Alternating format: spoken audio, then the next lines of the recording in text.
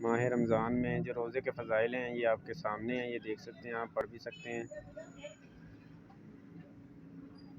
روزہ افطار کرنے کی فضیلت بھی، سحری کی فضیلت بھی، اعتکاف کی فضیلت بھی آپ کے سامنے میں آپ کو دکھا رہا ہوں۔ یہ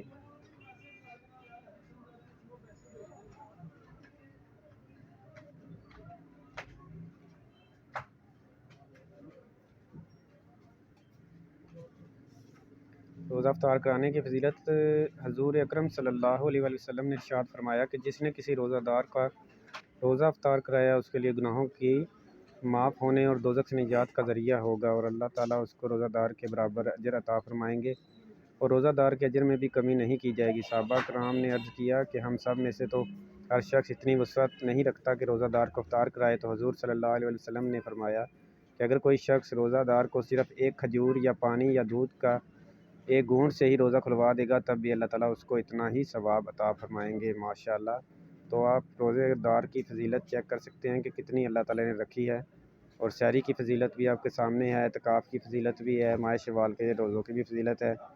جو رمضان کے روزوں کی فضیلت ہے، پوری زندگی انسان روزے رکھتا رہے لیکن روزہ ایک روزے کے برابر بھی نہیں پہنچ سکتا اگر ایک روزہ بھی اس سے چھوٹ جائے۔ تو میری ویڈیو کو لائک کریں، شیئر کریں اور ہمیں سپورٹ کریں۔ شکریہ۔